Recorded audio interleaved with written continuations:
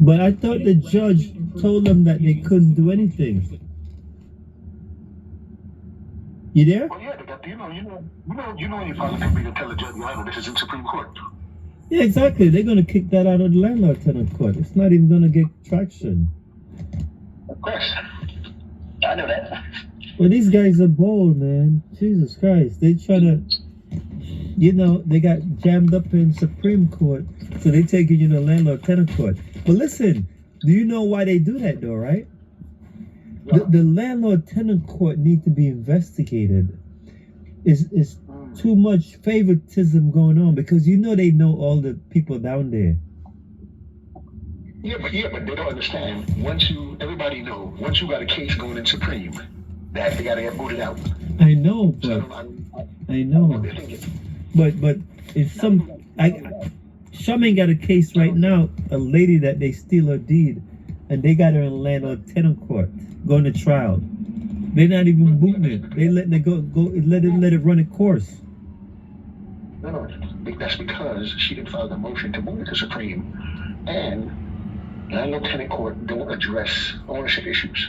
Yeah. Oh, they got to file a motion because I've been in that situation before. She got to file a motion to move it back to Supreme, right? Does she have a case in Supreme? Yeah. I don't understand what's going on. And the lawyers that they recommend, it seems like they railroaded them. If she has a live case in Supreme, then she has to make the motion in LNT to dismiss it because it's being dealt with in Supreme. That's it. I've done it many times. Me too. I've done it too. I don't understand. It seems like these lawyers, she got his tricking her. Yeah. Oh shoot! Let me tell her this. These motherfuckers just don't. You understand what I'm saying? They don't think. Because they tell after about 6-9 months, they talk about they want to change landlord-tenant judge. Lawyer. I don't understand what the hell is going on. They're crazy. So these guys, I don't even know what they think they're doing. But you see, every time they do something, I'm a counterpunch. So guess what I came up with today? Check this out. Mm-hmm. My parents signed an agreement with the first guy, A. Then, before the deal is consummated, he's transferred to B, which is his boy, and B put it in the LLC, which is C. So it's A, B, C. Oh, you're losing me. Your parents signed an agreement with A. With these guys? You got the nerve to go back to mess with them? No, I'm talking about the beginning. In the beginning, remember he made a. Oh, okay, yeah. A transferred the deed to B, and then B transferred it to C. Before the deal was consummated with my parents. Before the deal was set, before they. Well, that's real estate. In Florida and California, they do that all day long. But here's the thing. How can you transfer your title? If the deal of my parents challenging it wasn't consummated yet. They can only transfer contract, not title. Exactly. So what they did is 3 frauds. There's 3 bargain and sale deeds. After, while the deal with my parents is not consummated. That's number 1. Issue number 2. We know it's not consummated because they're suing my parents again. Took my parents back to court, go to show cause to try to get them to comply with the agreement. And I didn't agree. So here's the 3rd issue. The 3rd issue is, yes, that's the 3rd issue. So basically, what I came up with today is A, B, and C committed they did what's called fraudulent inducement. My parents used their right of possession. My parents gave up their right of possession in exchange for this money.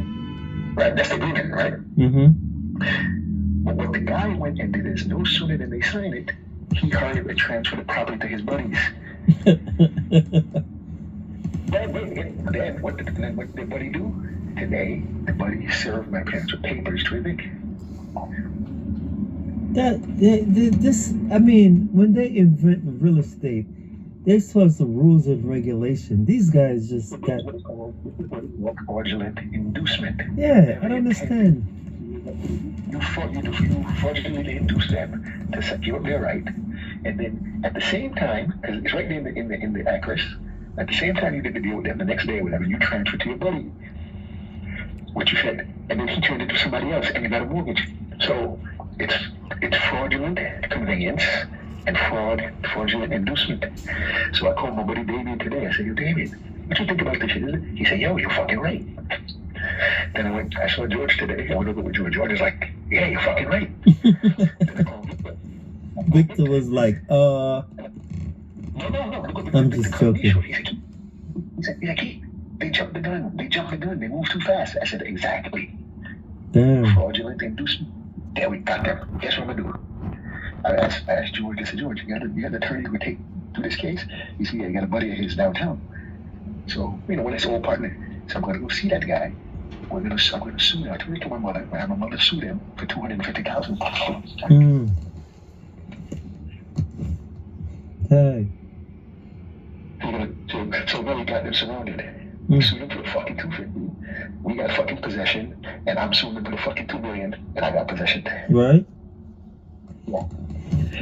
Damn, they really put their foot in hot water this time. You should have never done that. Mm-hmm. Why you like the Supreme Court?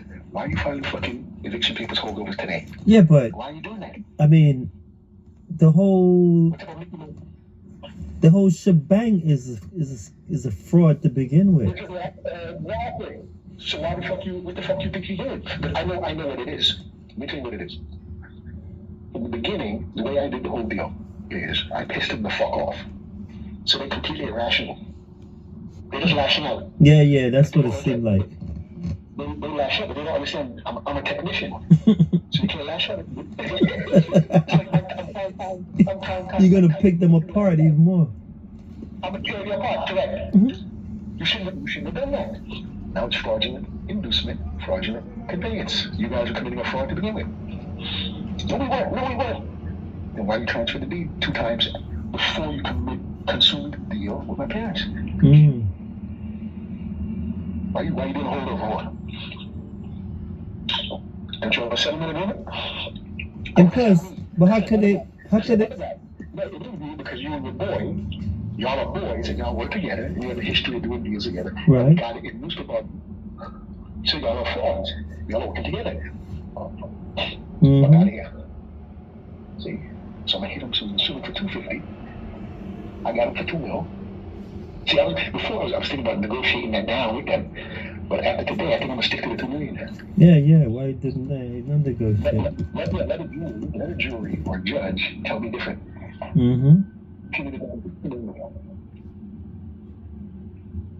Damn. So I'm saying, yeah. I was thinking. So I said, George, how much would the guy charge to do a case for $250,000? So I said, you want to retain this, that, there. So I got to find out now how much you would charge for that. So, question: after the judge did a stay, you didn't do a judicial intervention? I mean, you didn't go back in the court? Remember they put up my papers because they weren't served properly. So I had to serve again. I had to start again, refile, serve them, which I did. Then they put in this motion now. They put in a motion to dismiss, which we're going to answer on Monday, because I met with George today, so George said do it this weekend. We're going to file on Monday. And then we're going to file another order to show cause to stay everything. And we're going to file one in civil and one in supreme. And then Victor's going to file, I'm going to have Victor file one for my parents in civil and file one for my parents in supreme. Okay. And the judge of their case now is going to be very upset. Because he's going to be like, yo, you got these fucking people in court. Why the fuck you trying to evict? Right. And I don't know what they're going to say. They're going to say, oh, it's different people. It's A and B. Me and A and B is 2 different people. No. Y'all are fucking partners. And we got it in writing.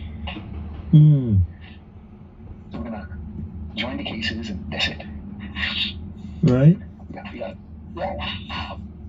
Yeah. So explain to the judge how y'all are separate, what you're not. Explain that first. And why are you trying to get these people if you know the case isn't going? Right. And by the way, we sue you for $250,000.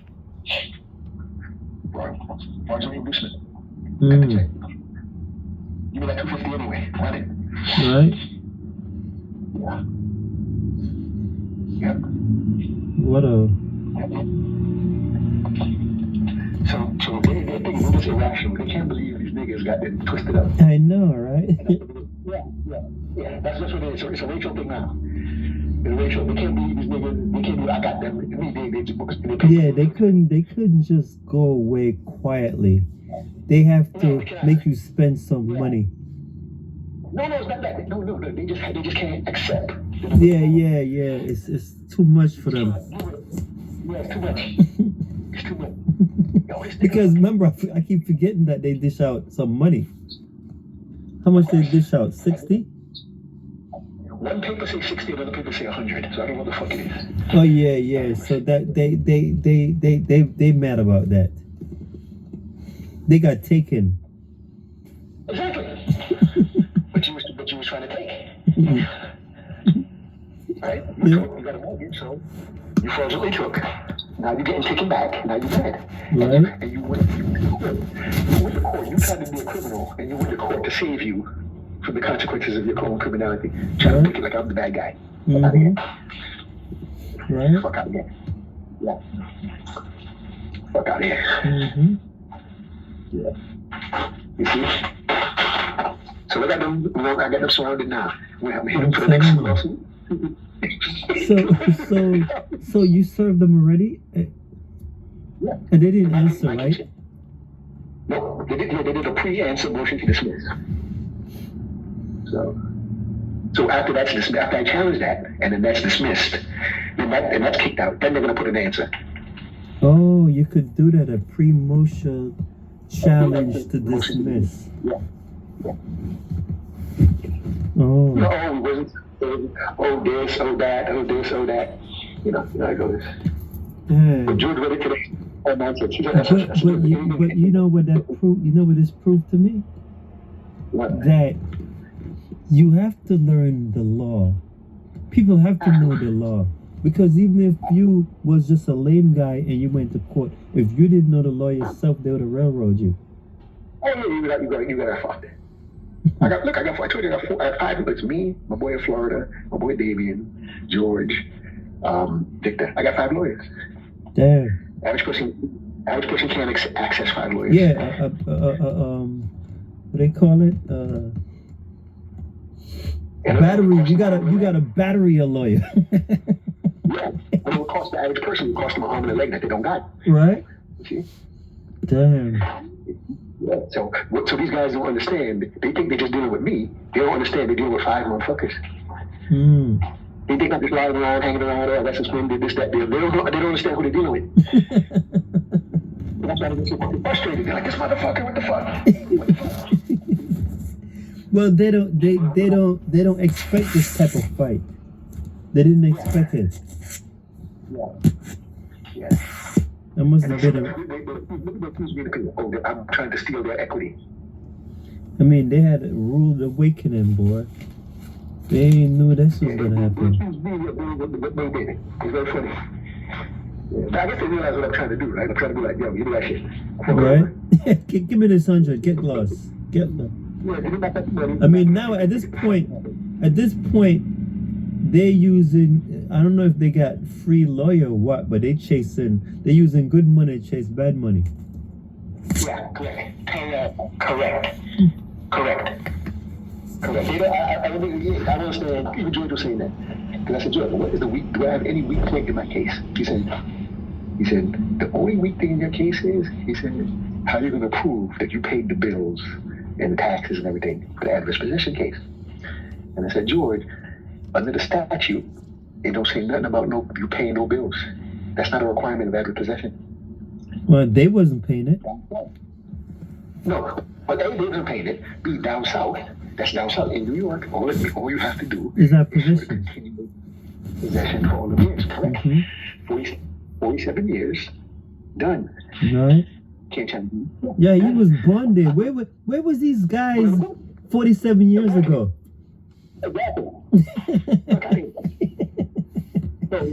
So that's the only weak point to my case. So these guys, I think they're throwing good money after that. I don't know what they're doing. But I think the root of it is that it's racial.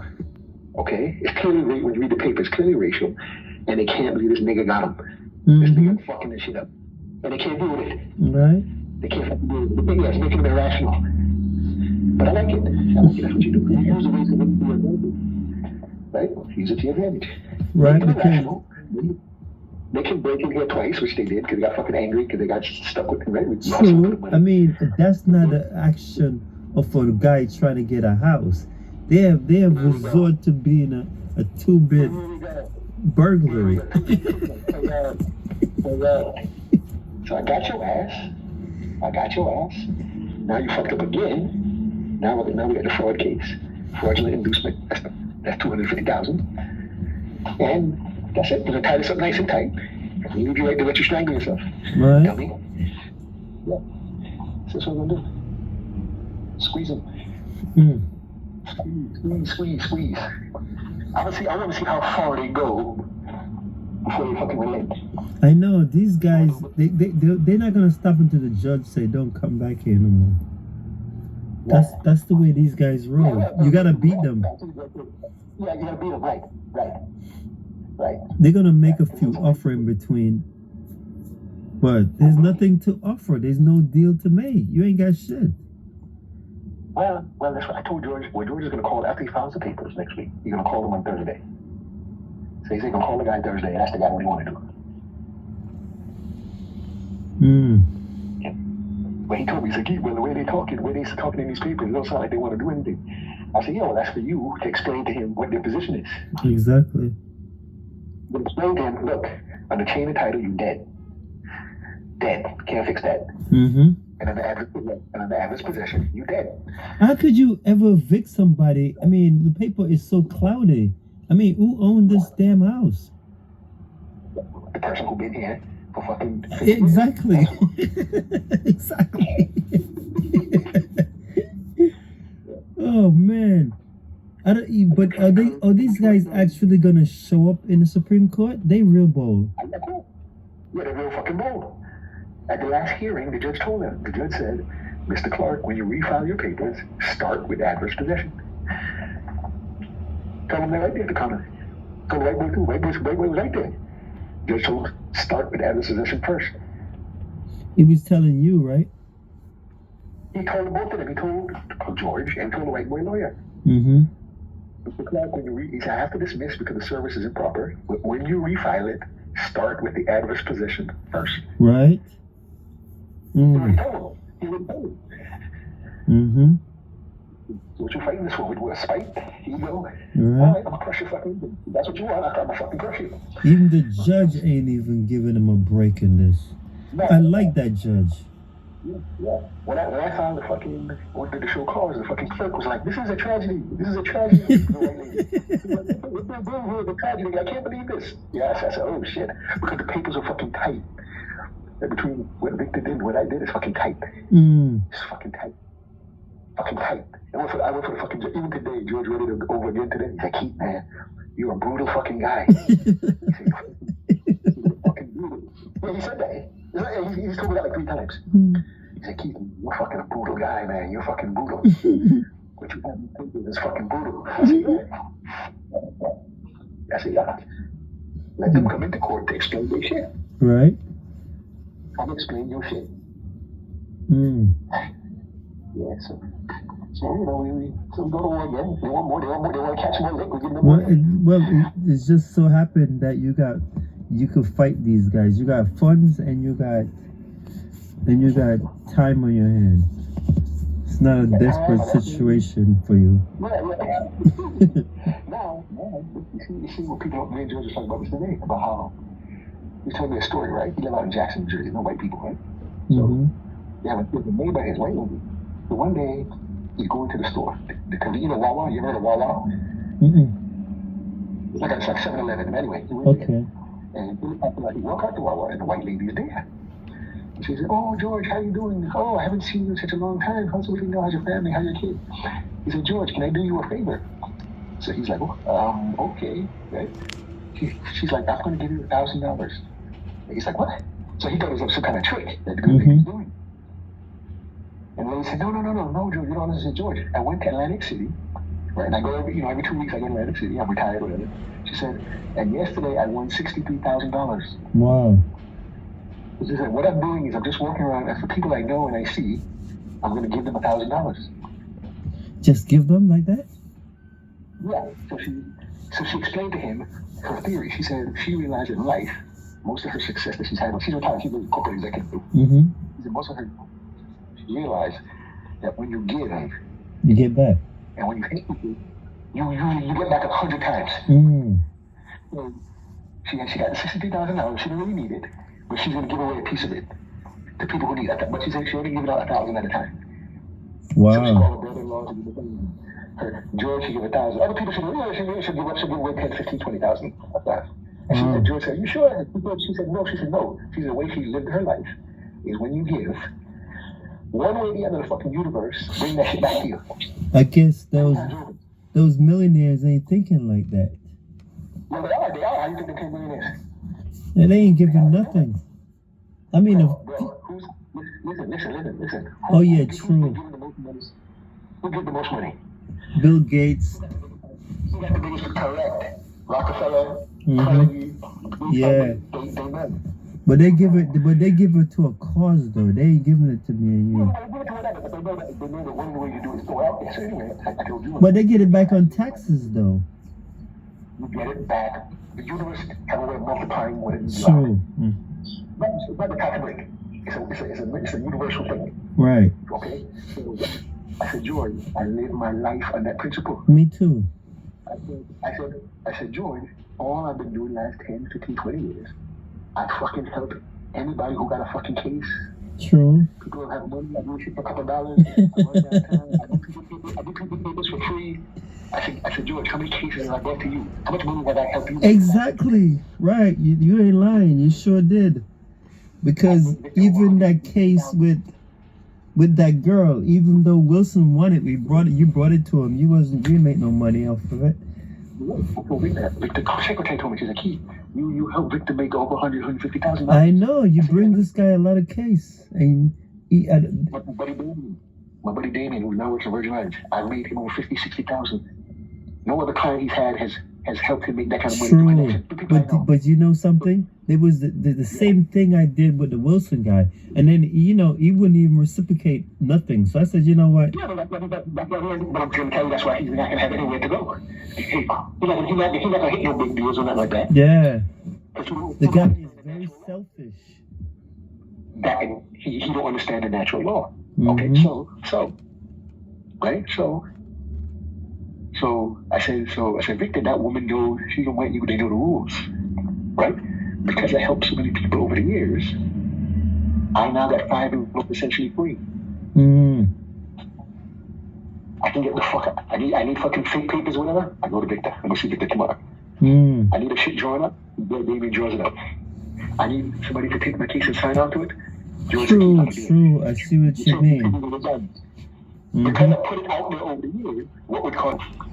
Like if I was an old guy and you married this young girl, he said, "Keep what I do." I said, "Oh, you gotta put everything in a trust, but you gotta do it behind her back so she don't know."